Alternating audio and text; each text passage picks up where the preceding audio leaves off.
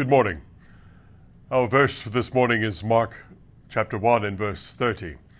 But Simon's wife's mother lay sick of a fever, and anon they tell him of her.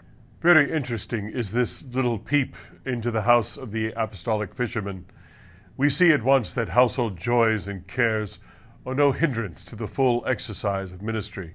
Nay, that since they furnish an opportunity for personally witnessing the Lord's gracious work upon one's own flesh and blood, they may even instruct the teacher better than any other earthly discipline.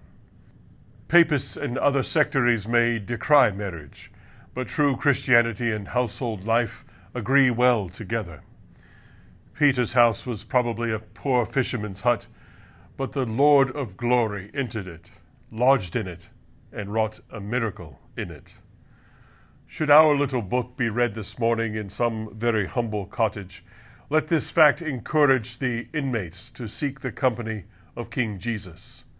God is oftener in little huts than in rich palaces. Jesus is looking round your room now and is waiting to be gracious to you. Into Simon's house sickness had entered.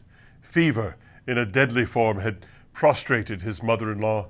And as soon as Jesus came, they told him of the sad affliction, and he hastened to the patient's bed.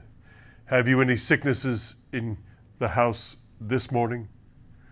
You will find Jesus by far the best physician. Go to him at once and tell him all about the matter.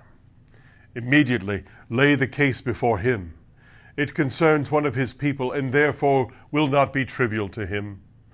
Observe that at once the Savior restored the sick woman. None can heal as he does.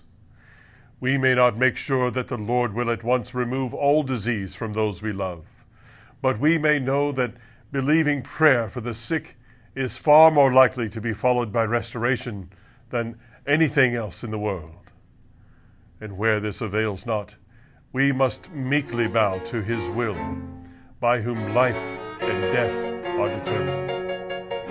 The tender heart of Jesus waits to hear our griefs. Let us pour them into his patient ear.